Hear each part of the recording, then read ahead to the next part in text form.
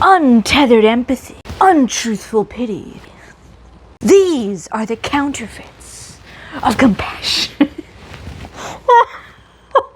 Oh no! Oh, alright everyone. Hello, and welcome back for another long and tired episode of my nonsense. Come in, grab a snack, settle down, or put me on in the background and get to, like, I don't know, doing your dishes or something. Because we have one hell of a deep dive today, which is surprising because this is probably one of the shortest books I've read for a deep dive. But we are going over this book right here, The Sin of Empathy, Compassion and Its Counterfeits, by some Joe Rigney, or whatever, who, on God, kind of looks like if Andrew Tate went to seminary. Maybe this guy gonna tell us how to bag that biblical Bugatti or some shit, the fuck. But no, I'm sure we've all seen the context for this kind of nonsense, where after Bishop Buddy's speech, right, at inauguration, some very long and distant 2 months ago, some, mastermind, top head,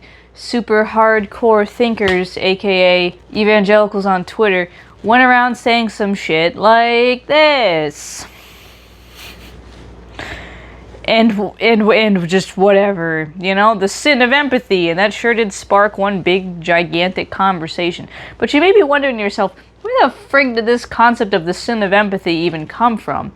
And why the hell is it suddenly everywhere? Well, as fate would have it, it did not come out of nowhere. There was a certain someone who started this conversation many, many, many years ago, and that someone, as you might imagine, is this Joe Rigney. And recently he has compiled his interesting thoughts into a book form. And that's all well and good, because the thing that was originally titled The Sin of Empathy was an extremely cringe kind of like little devil fan fiction written from the perspective of a demon being talked down to by the devil about how they need to further distort the concept of sympathy into empathy or whatever, so they could trick people into going off course. And you could check it out if you want to. It's not worth it. It is extremely like baby's first attempt at fiction. And as a fiction writer myself, there's nothing wrong with just starting something. There is something wrong with acting like some kind of amazing super hardcore brainiac that knows it all and then putting out that kind of friggin' cringe. Oh.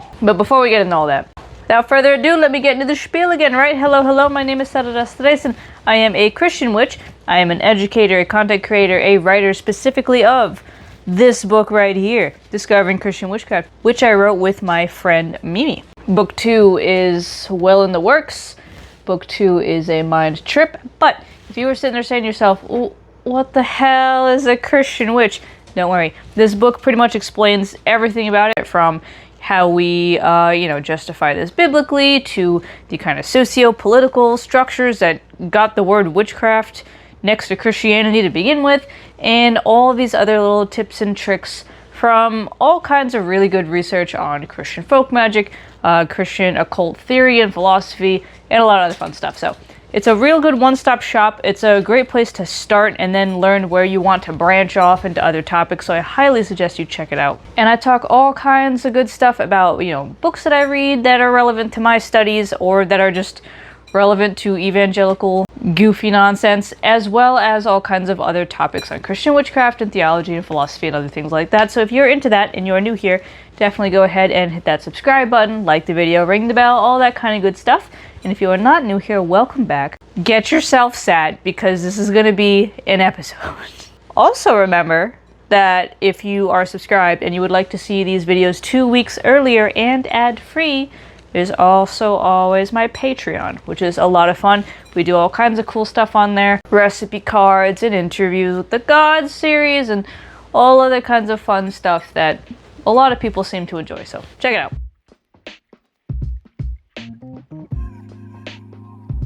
But alright, anyway now, so Joe Rigney, technically PhD. Oh boy, let's talk about this specimen. So our boy Rigney here, he went to Bethlehem Seminary and College, got his master's there, then went out to Chester University, which I believe is UK based, to do his PhD.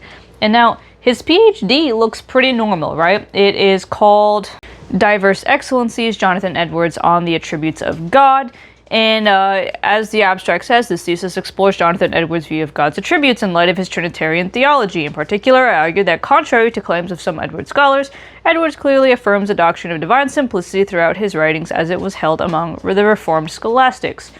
Cool. That sounds like a normal-ass PhD. That sounds like normal stuff that a normal theologian would do, right? Kind of crawling up the back end of, I don't know, all these other figures in life or in Christian history that people really like to talk about. That's fine. That's what I would expect. That's what I honestly kind of like to see. Of course, Rigney's coming from a more obviously evangelical Baptist kind of thing. Bethlehem Seminary and College itself being spawned out of Bethlehem Baptist Church and its lay trainings, or like layperson ministry training. Okay, obviously as somebody who grew up Catholic and is currently Episcopal, whatever. Not here to talk about all those kinds of differences in the theology, but point is, dude seemed normal.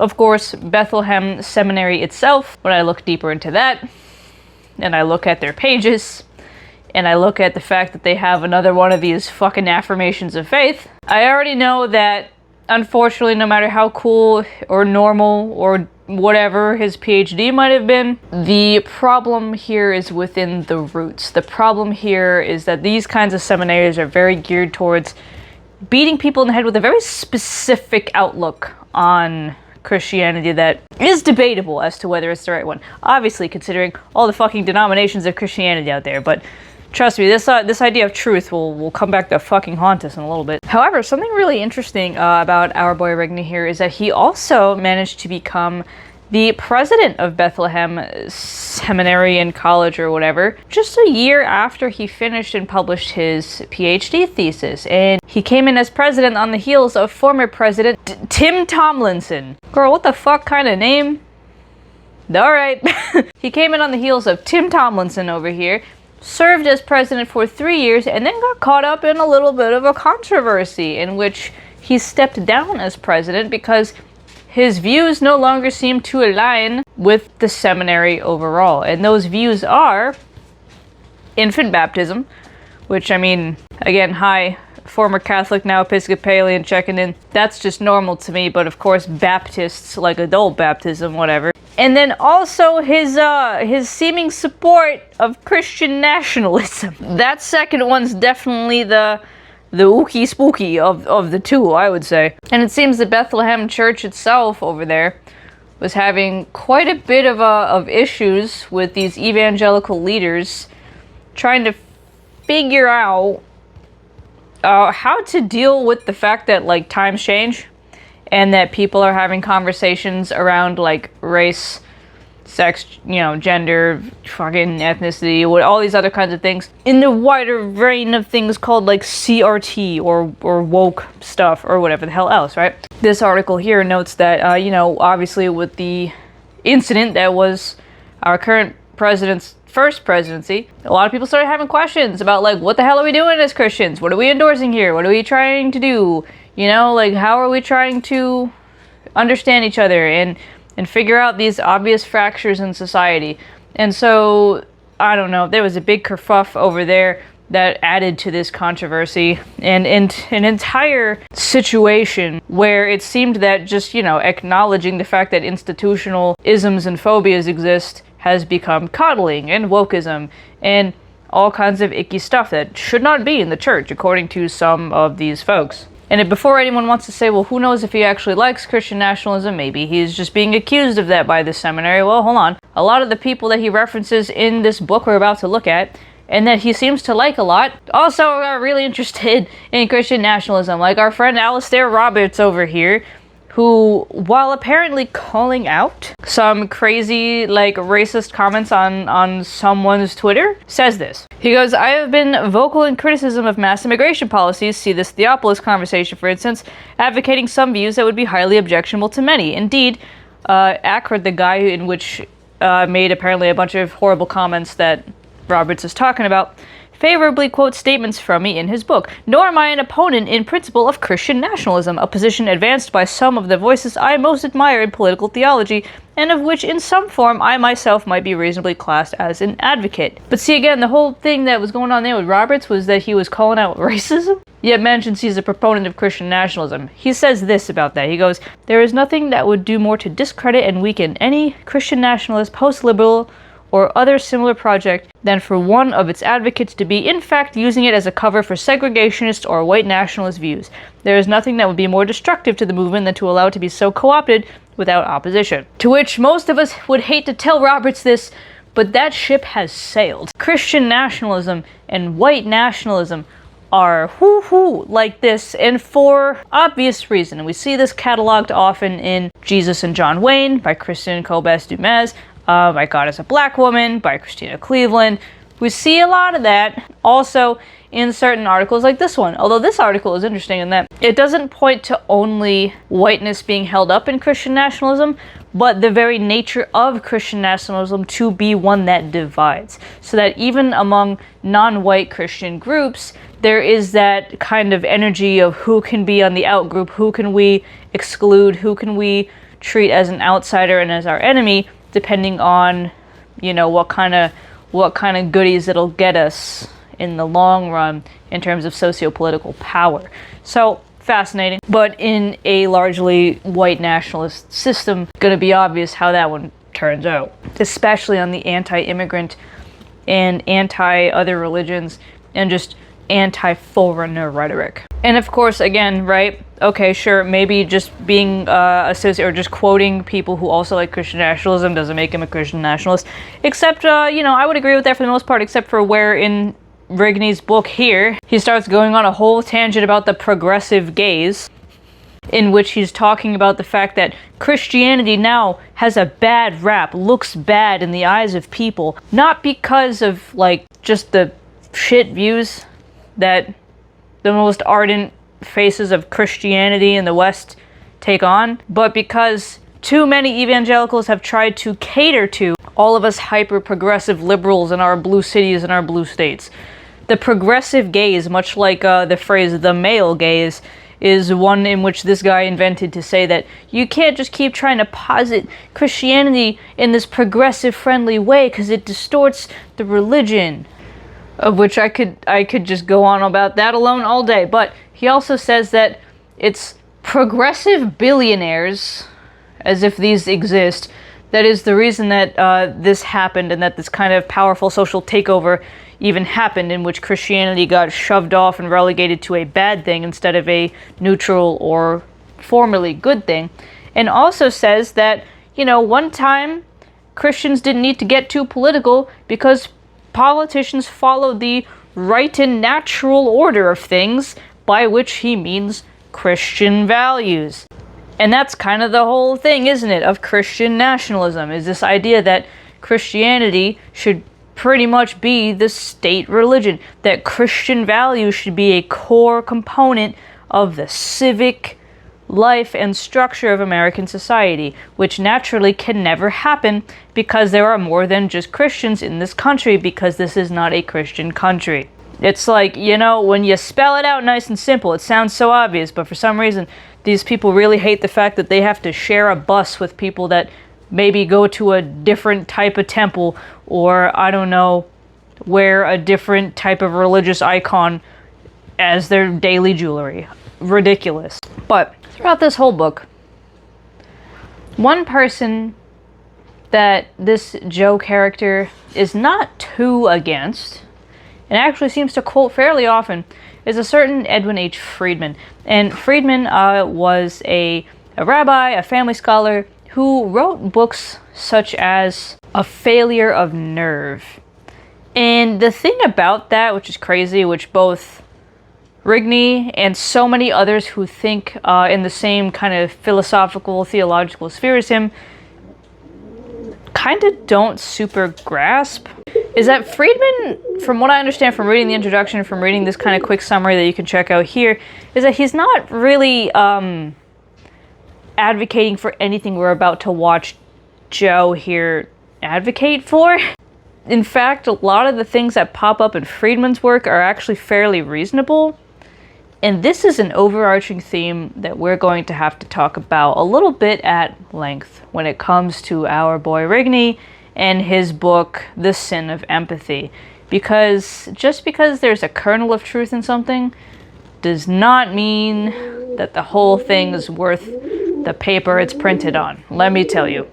And just because someone like Friedman might have good ideas does not mean that you can then take those ideas and use them to say all the heinous shit we are about to see.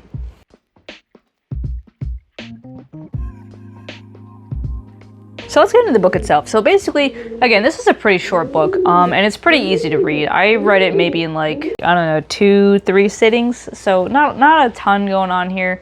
And the book is broken down into, I would call it really like 2 parts. The first part being like the first 2 or 3 chapters that set up how he's defining empathy in order to make his point. The other, I'd say 3 chapters being like all of the things he wanted to set his definitions up to say. And so in those first 3 chapters or so, we get a discussion of what Rigney means when he says the sin of empathy. And really what he's doing is just kind of like defining terms for the sake of making his argument make any sense. So, right, he is saying that, of course, you know, we should weep with others who weep, right? Quoting the Bible on these kinds of things, that we should feel sympathy for people, and that we should, you know, not be cold and heartless and apathetic. But empathy, that's where we draw the line. Sympathy, good. Apathy, bad. Empathy, bad, right? So we've got this triune situation going on here. He wants to really convince us, you know, of the fact that empathy is bad for a myriad of reasons, and also point out that empathy as a term is a little bit newer, and that a lot of people have very different definitions of this word to begin with. So it's good that he defined it. It's good that he sat down and like worked that out. And the best way I can show to you is actually one of the ways that he put it, which is interesting, but in my opinion, not quite how it works. Whatever. This is how he's setting this up, okay? He's saying that, imagine you had a river, and it's a really fast river flowing real good, and there's someone drowning in it, and you know, see this person drowning.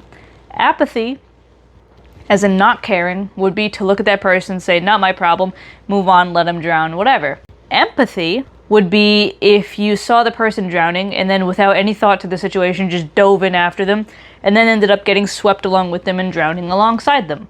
And then sympathy, which he really kind of holds up as the holy grail here, is like if you were to, you know, get a rope and anchor yourself to shore, your foot on the shore, your other foot in the river with your hand out to pull the person out. Basically, to make it even shorter, sympathy is dead in the middle where you want to be, between 2 extremes. Apathy, not caring at all, and empathy, caring to the point of being stuck in someone's feelings with them rather than being able to look objectively and, you know, feel for them, but still see the bigger picture and make more, like, concrete, rational, sensible decisions that are geared more for one's overall well-being rather than just how they feel in the moment. Okay, sure, this is kind of a pointless distinction because we already have other terms for things like this. And in fact, with sympathy, if you cannot understand how someone is feeling, then it kind of makes it a little bit harder to really figure out where they're coming from and therefore fix the problem.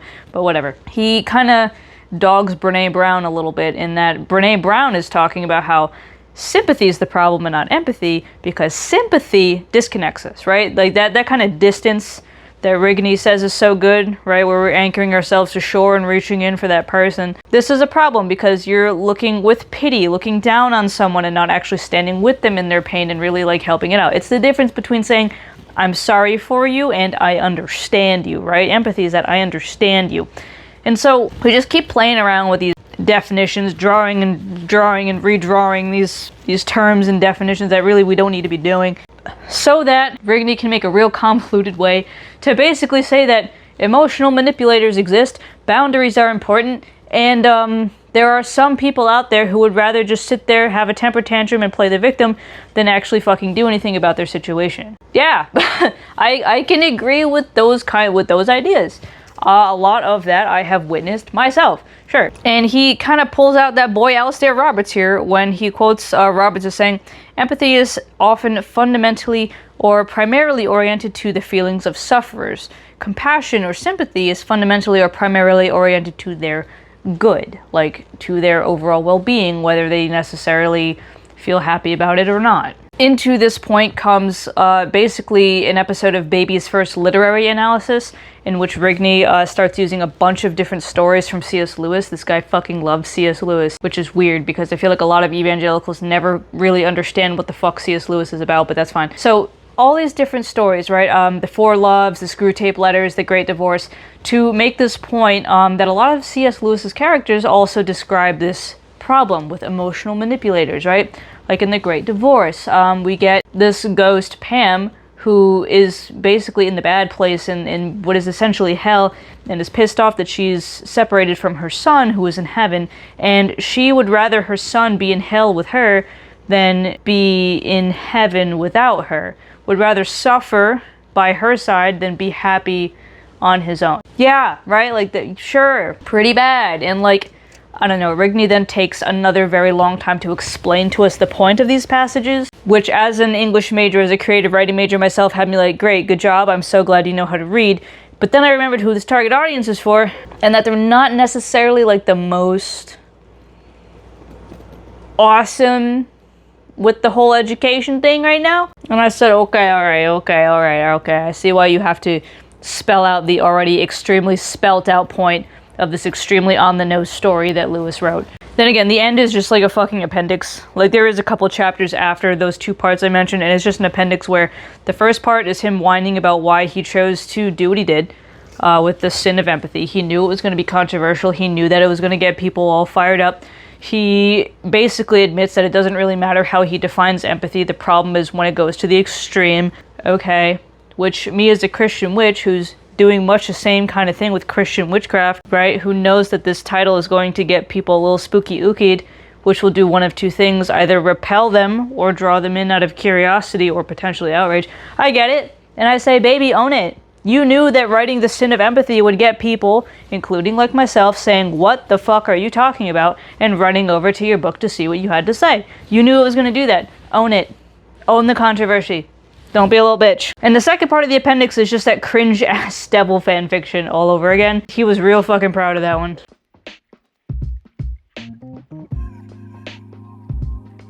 But anyway, as I mentioned, there were things that I agreed with, to an extent. Friedman, as I'm looking into Friedman stuff, I say, oh yeah, this about a failure of nerve with leadership. Yeah, between the summary and the introduction, like what I'm looking at here and like how he talks and like what he's talking about, I can agree with Friedman, and I could see why someone like Rigney in a conversation about how we need to kind of like balance ourselves would draw on this guy. In fact, some of the parts of the introduction that really caught me is when Friedman's saying is that the emphasis here will be on strength, not pathology, on challenge, not comfort, on self-differentiation, not hurting or for togetherness. This is a difficult perspective to maintain in a seatbelt society more oriented towards safety than adventure. And you know, he goes on to say this book isn't for people who like can't figure this kind of shit out, and then ends by saying, whether we are considering a family, a work system, or an entire nation, the resistance that sabotages a leader's initiative usually has less to do with the issue that ensues than with the fact that the leader took initiative. By this meaning that if a leader gets up and takes charge and says, okay,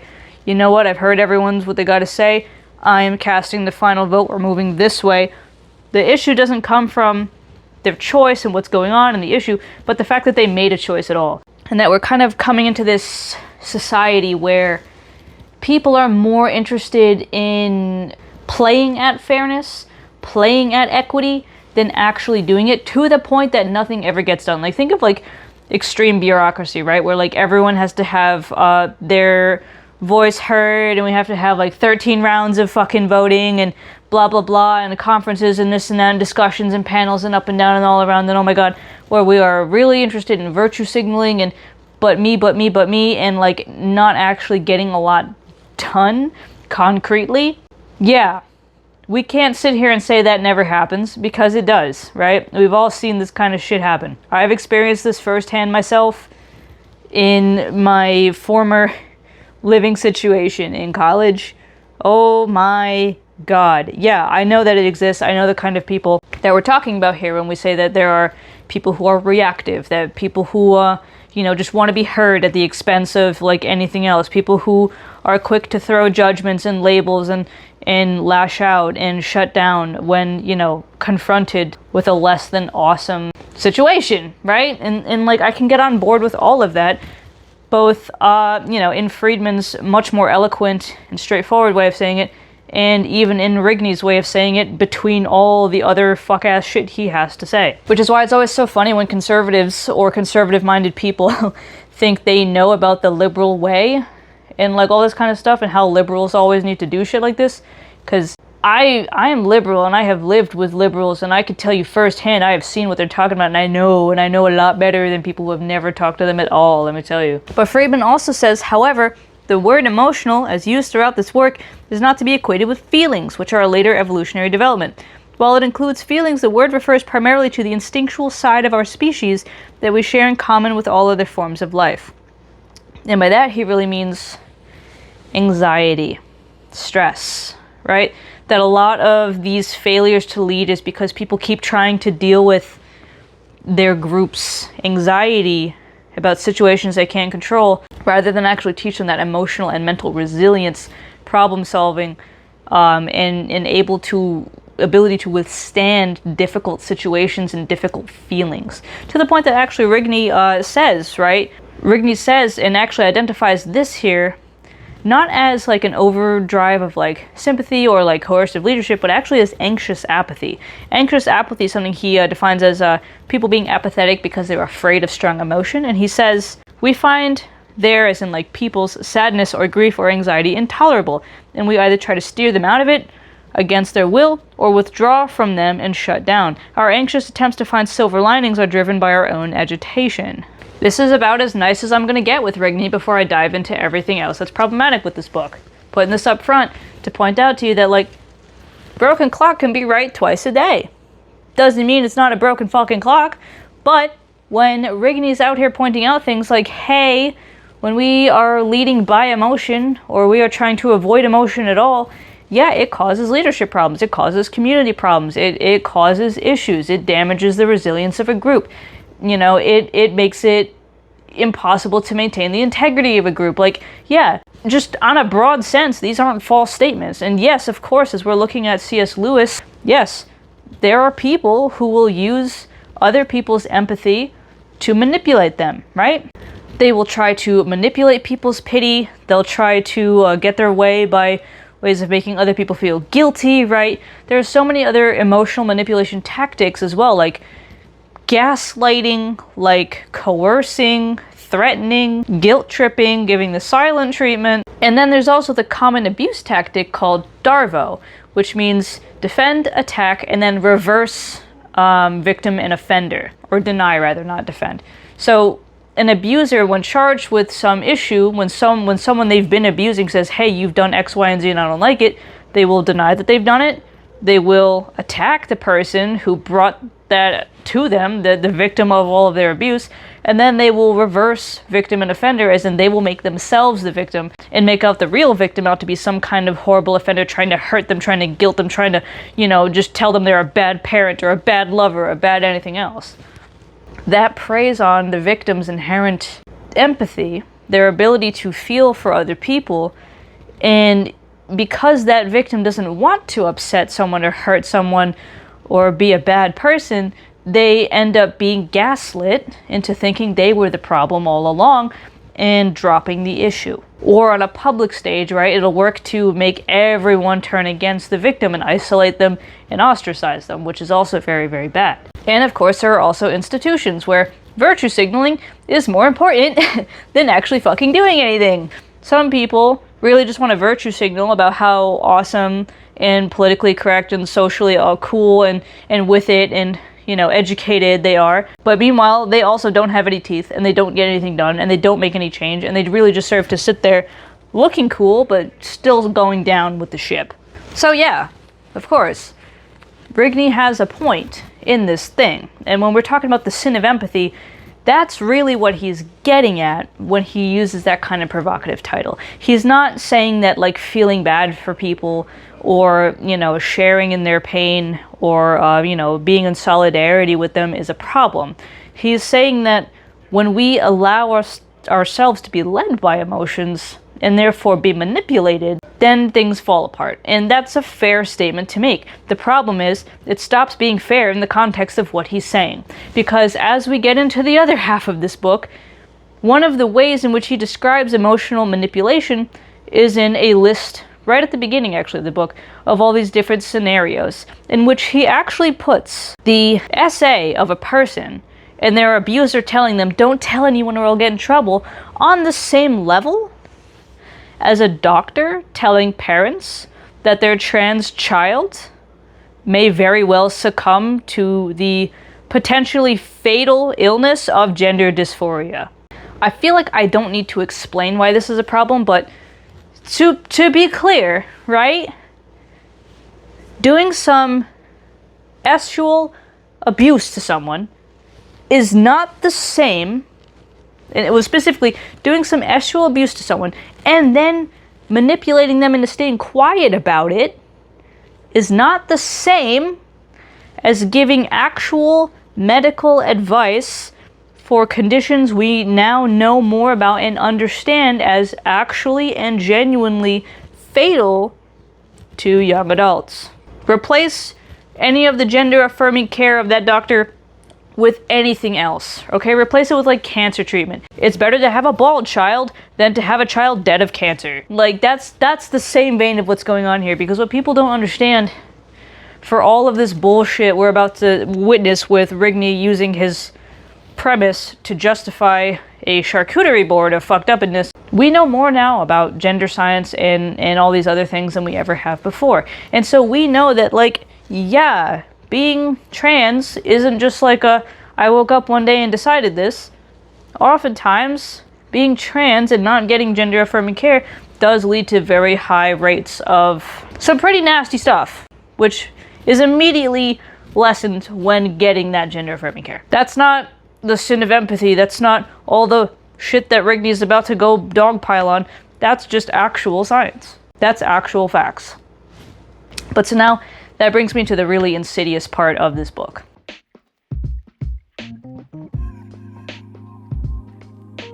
So here's the thing, right? Again, I said, okay, yeah, there's a lot of stuff I agree with, and this Rigney guy, like, yeah, he's got a PhD, technically, and it's like a PhD that's pretty normal, right?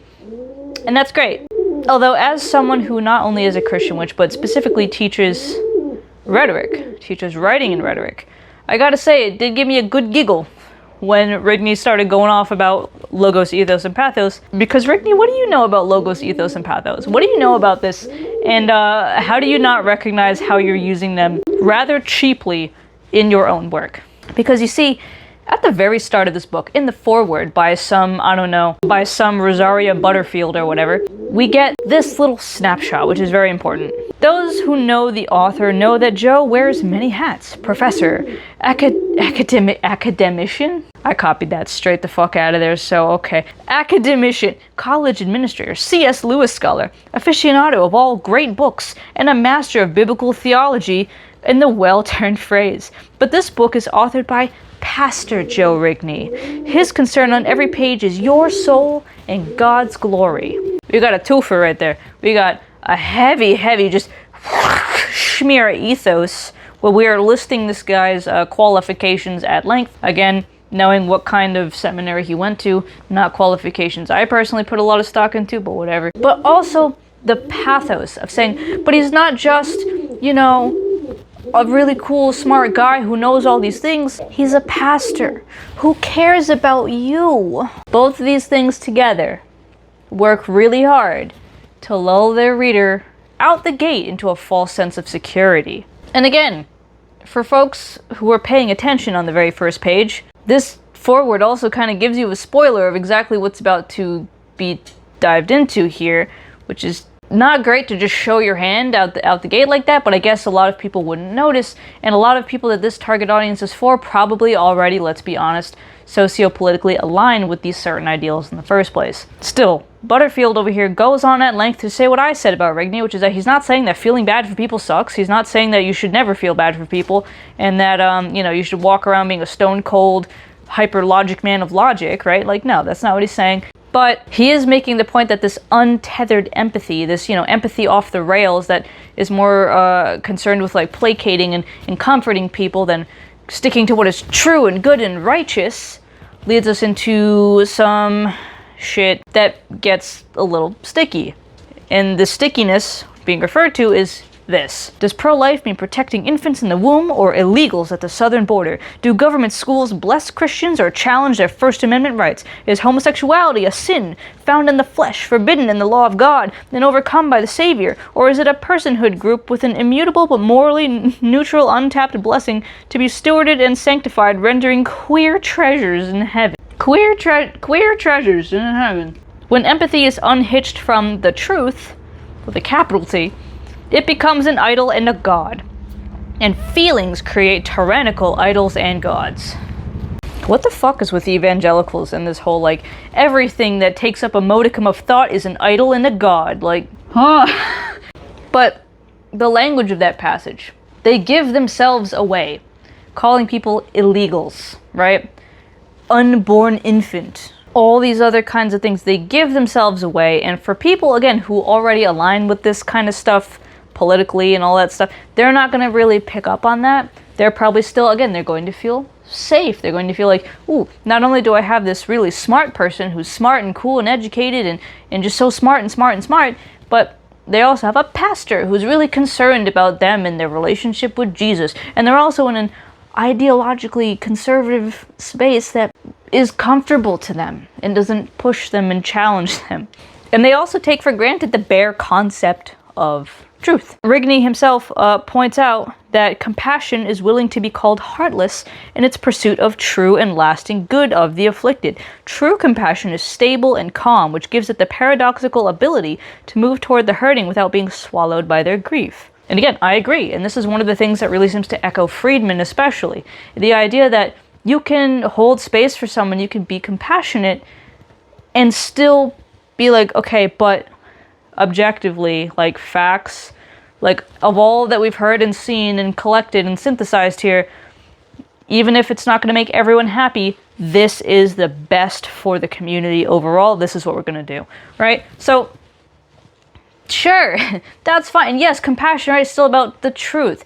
It's not very nice or compassionate to lie to someone, right? If someone says, hey, is my art good? Is my song good? If you're just concerned about their feelings and you don't want to hurt them, so you lie to them about it, yeah, that sucks, because then they can't improve, they can't get better, and then when someone who isn't going to blow that kind of smoke up their ass comes around, they're going to be crushed, right? So we don't want to do that, of course, but these people seriously take for granted the fact that their idea of truth is not nearly so objective as they think it is. What they think is biblical truth, natural truth, just God's truth, well, we wouldn't have this many fucking denominations of Christianity if that were so. And while Rigney will later take potshots at the Episcopal Church for, like, having women in the ministry and, how some Episcopal figureheads didn't like that and got removed for saying that that should not be so, blah, blah, blah, blah. The fact is that different denominations have different interpretations and readings of Scripture. That's why different denominations exist. Which means that this objective truth can't really be so objective if every single person who reads the Bible can come up with their own idea of it. I mean, hell, you're gonna get all these Christians that say witchcraft is completely incompatible with Christianity just for us to pop this out and be like, no, actually, there's a lot of evidence that suggests it can work. Like, still though, this Rigney guy, he's going to get up here, he's going to posit himself as a expert, right? As an expert, as an authority, as someone you could look to logically, and also as someone who cares about you, right? Who is going to be here for you, who's going to shepherd you, someone who's going to be here for you spiritually and emotionally. He's going to do all that in the first 3 chapters, and he's also going to, give you this generally true premise that even if he words it stupidly, we can all agree on to some extent. And then he's going to say shit like this. If you successfully and effectively resist the cancer of feminism, you will be called an abuser or an abuse enabler. They will do this because these are the labels that continue to have substantial social leverage. Racist and misogynist are all tuckered out. I could have pointed to so many passages. I point to this one because, first of all, it shows his hand. Which, granted, it's towards the end of the book, so he's already showed his hand many times by this point. But it also does exactly what I tell my students not to do. Which is to put extremely strong language like that into your writing so that literally everyone can see your standpoint and your bias. And that's where I said we've got a charcuterie board of problematicness coming in here. Okay, we have everything from anti-wokeism to anti-feminism to Zionism to misogyny to homophobia, transphobia, Christian nationalism, and just general miscellaneous goofy ass takes. Okay? There's everything that you could ever not want in the next and last 3 chapters after he sets up his cute little fucking here's my empathy and sympathy nonsense bullshit division, right? He's out here talking about how wokeism has like infected the churches and all these things. He's saying things like empathy feeds the competitive victimhood mentality that is rampant in our society. In an empathetic society, victimhood confers invulnerability. Victims, both real and imagined, must be affirmed and validated and must not be questioned, challenged, or made to feel uncomfortable in any way, lest they be re-traumatized. Again, we already have language for this, we already have terms for this, and the people who are so often accused of being woke are the ones who have already identified this, right? With, basically, like, appropriating therapy language is how we would say this. Because a lot of people who want to skirt responsibility do shit like this. They do, use language like my boundaries and, like, all that other kind of stuff to basically skirt responsibility and to not face any accountability for their own dogshit actions. I know this firsthand. I knew someone in real life, lived with someone in real life in college that was like this, that used their trauma as an excuse to be honestly a fucking horrible person and an abuser in and of themselves. I get it, they exist. But to point to all of wokeism as some kind of great plague when all it is like people actually looking at society and analyzing how systemic injustice has fucked everyone up, that's not the same. But according to Rigney, and this is the really funny part, all of these things, anti-racism and anti-LGBTQ sentiment and all this other stuff, it all stems from one putrid well just spouting all of it out, and that is toxic female empathy. So in the very last chapter with, like, feminism, the woke queen, or whatever the fuck it's called, she starts going on about how women are really the greatest bad that ever batted, basically, right? Feminist women specifically, because feminism is what has kind of just flipped this social order around. Feminism is this big giant thing that, like, destroyed God's order for stuff, right? Where, like, again, man here and women here, fucking in the home, where women are naturally more empathetic and loving and nurturing and wanting to make sure everyone feels good. And that's such a great thing that God gave women. But when it's unchecked and all out of control, now all of a sudden you've got these empathetic, reactionary, inclusive women, as if being inclusive is a bad thing, running the show, and men for some reason have this inherent need to come to their defense whenever they are scared or sad or feel bad, and blah blah blah. Men have ration and logic and are more exclusive, and therefore they're built for leadership, while as women, but right, like all that kind of shit, which is really funny because it tells me, one, that this guy has like never looked into any mysticism ever. Like at all. And I feel like if people know, they know. But also, this is a man who has never met Slavic women. Or really just like any ethnic women, TBH. Like the only women he seems to know of are the fucking milquetoast conservative women who, like, just don't ever speak against their husband. Or like whatever fucking straw man of liberal woman they make up with the blue hair that screeches and doesn't shave their armpits or something. He's never met women who in more traditional cultures ran that shit and ran it tight. There are a few cultures who do not fear the stomping of a mother down the hall knowing in her hand is either a spoon, a slipper, or something. Women are the first disciplinarians in the home, in a family, right? And so it's like this whole concept of women being the weaker sex, the softer one, all this bullshit complementarianism is just like...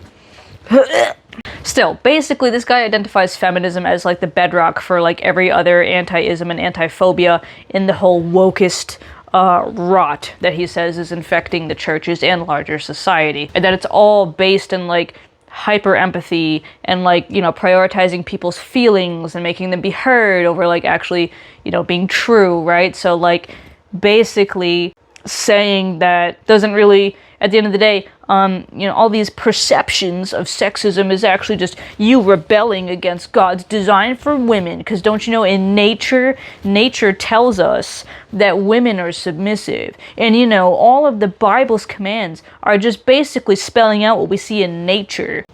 Which, once again, spoken like a man who's never fucking heard of elephants or lions or anything else. Like, what do you mean? Every time these people point to nature to say some shit like this, it's so embarrassing, because for everything they say nature proves actually the opposite.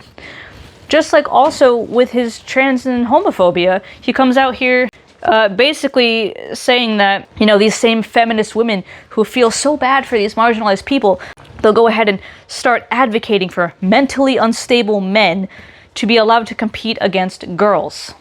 What is he saying there? He's saying that trans women are just mentally unstable men. That's transphobia, right? He's also saying that, you know, there's a dichotomy here between natural marriage, nature, natural, right? And same-sex marriage. And that the fact that we have to deal with the latter is because of this empathy that throws truth and rightness out the door. Don't you know that God's truth says that this is not okay, that we cannot do this, that God's truth, God's directives tell us from nature that it is man and woman? But again, completely ignoring the fact that there are tons of animals that are not very fucking hetero, and also that seems to have a social function in those otherwise social groups. However, if you point out that, oh, but animals actually do display this, the next thing that comes out of people's mouths like this, not that Rigney himself said this, but God knows this is where he would go, is that, well, we're not animals, so... And it's just like... You can't win with these people because the goalposts are on fucking wheels with them.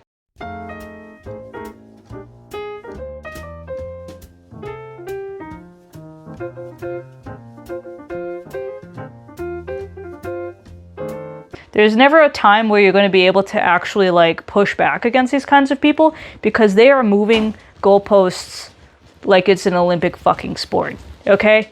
But yeah, he manages to hit every single fucking point that people wouldn't like, right?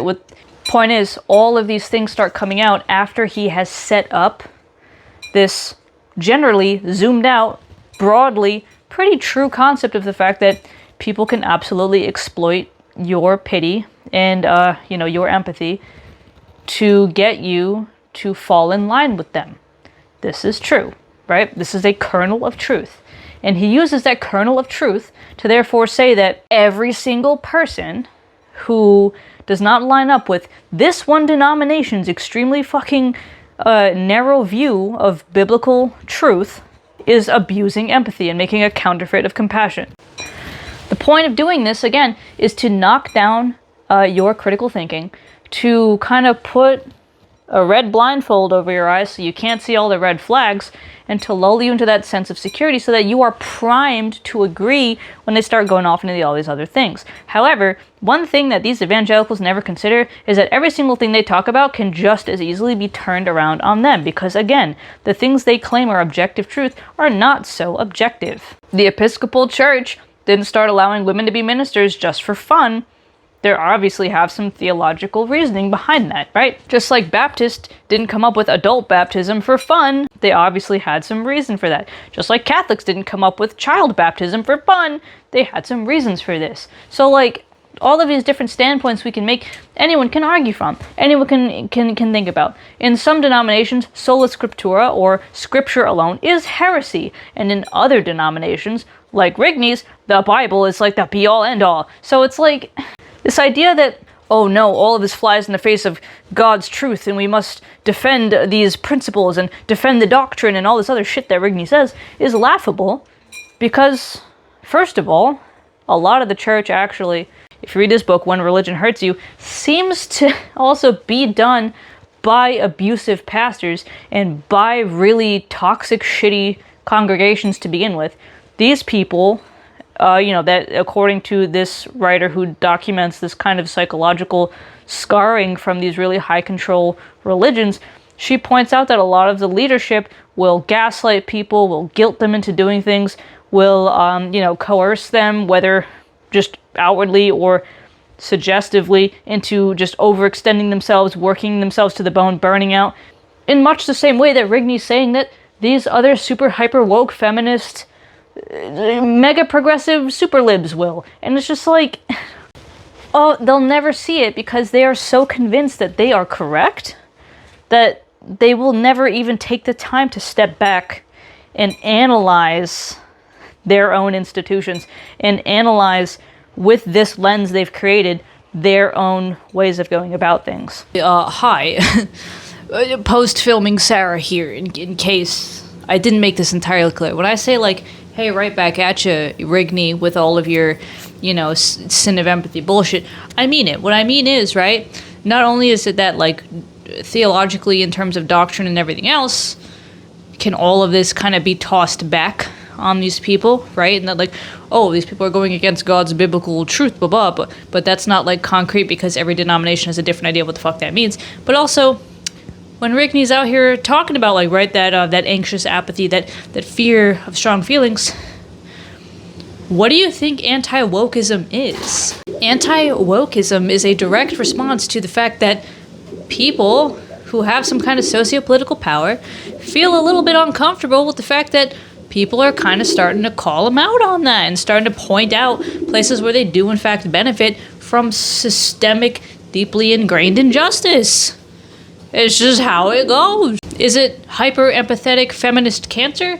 Or is it just the plain, bald fact that actually, no, men really ain't all that in a bag of chips and they should stop fucking acting like it? Maybe God didn't actually intend for men to be the head of household or whatever bullshit, and maybe it's just that, times have kind of fucking evolved past that patriarchal horseshit. And every argument these kinds of people want to make about, well, biblical this and biblical that, is killed the minute you mention slavery. I mean, granted, there are some fucking weirdos out there who would think that, actually, and insist that and have, that slavery was actually a good thing because it's biblical, but, like, no. Slavery and the fact that we don't do it anymore is a prime example of the fact that, like, we evolve and we continue to renegotiate with the Bible and recontextualize it for these new eras. We boil it down to its base principles rather than following all of these 13 billion different ideas to the letter. That's kind of the point when Jesus says, hey, what's the most important commandment? Love God, love one another, the end. He boils down like 613 laws into 2. And it's a pretty broad concept. So yeah, when these kinds of people are out here being like, oh no, you're hyper empathetic and that's where all this wokeism's coming from because biblical truth and biblical doctrine, all you gotta do is basically say, like, hey buddy, right back at you. Every accusation you're making is a confession, baba.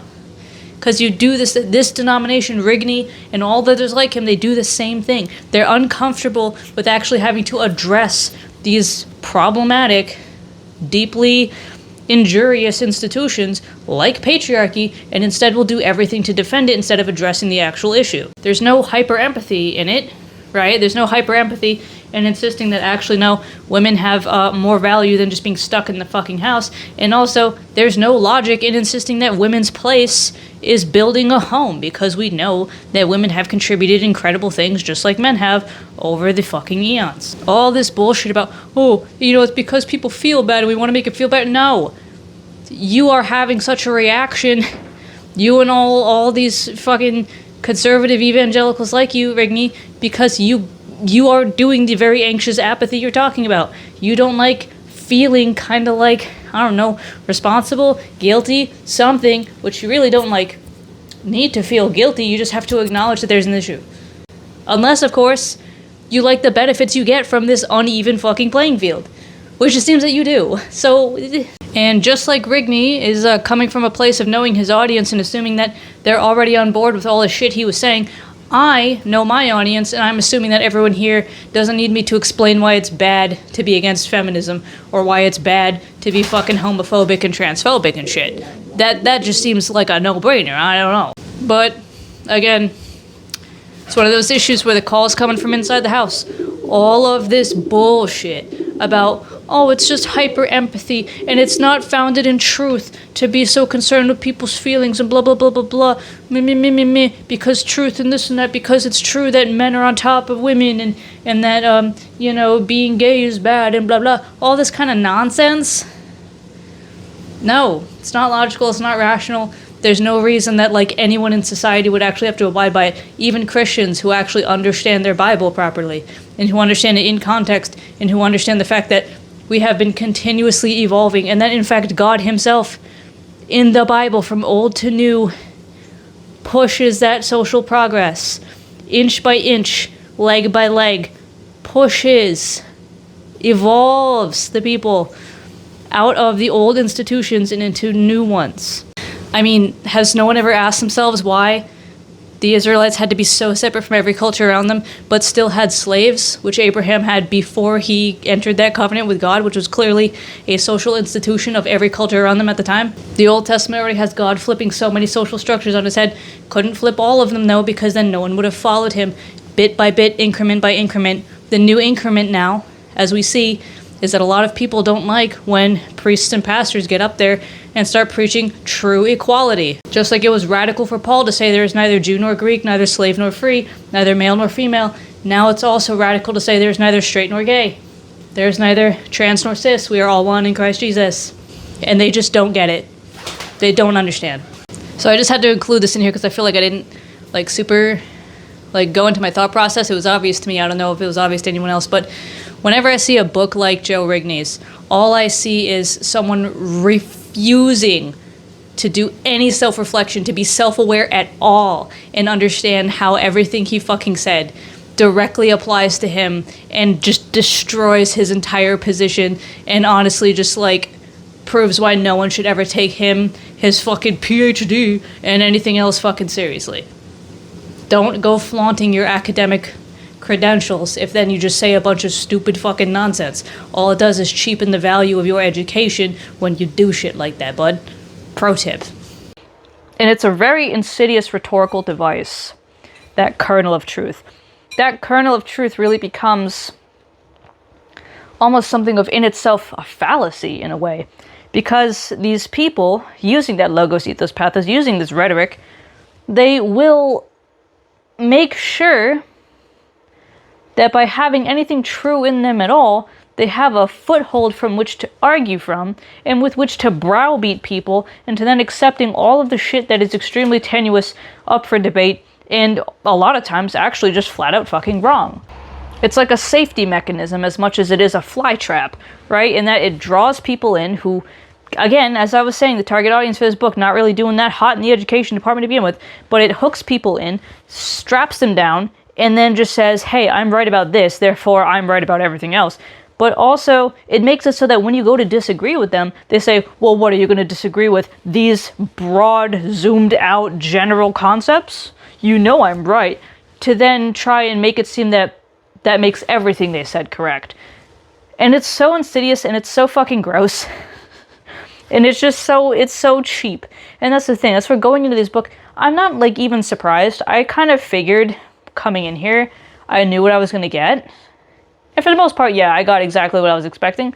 I didn't expect how hard Rigney would go to really cement this cornerstone, which he could fall back on in the face of criticism, which maybe I should have expected, but usually they don't do this. Usually they just assume that the people reading their books already agree with them, and that they're going to just eat up everything they fucking say, so they just say a bunch of stupid shit. This time, Rigney really wanted to kind of make this little web, this little fail-safe, so as to suggest that everything he's about to say is true, because look at how right and true and logical he was in the beginning. And that's a trap I want everyone to be wary of. These kinds of people are banking on you living in that black and white thinking that, again, When Religion Hurts You kind of talks about.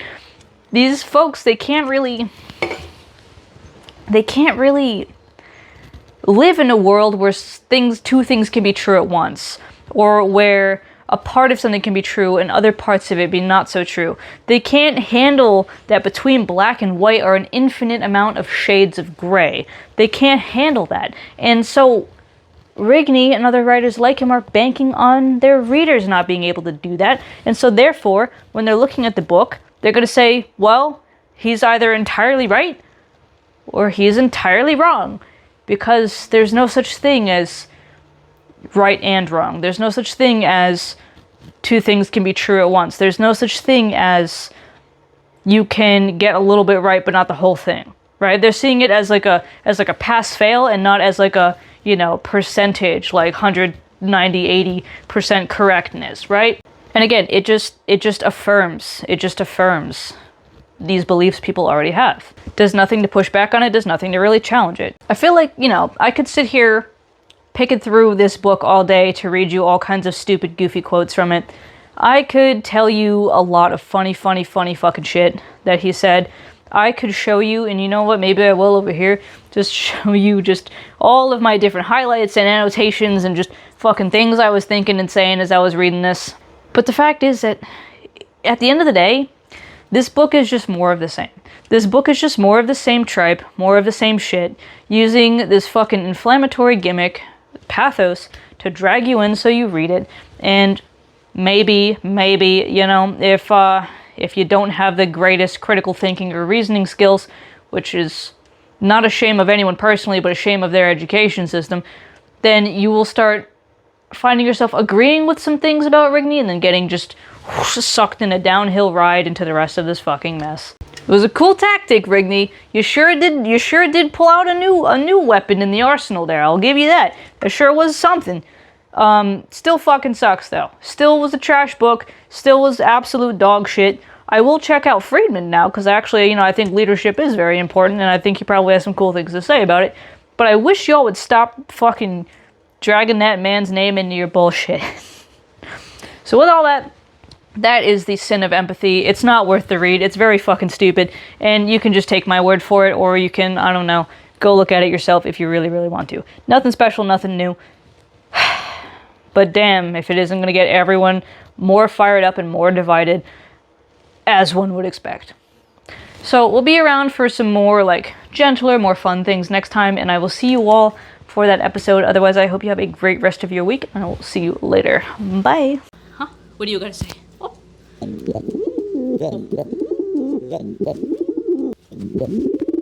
Biba, can you give a comment about the state of affairs in the United States? Biba, do you think that wokeism is a rot and a cancer in our churches?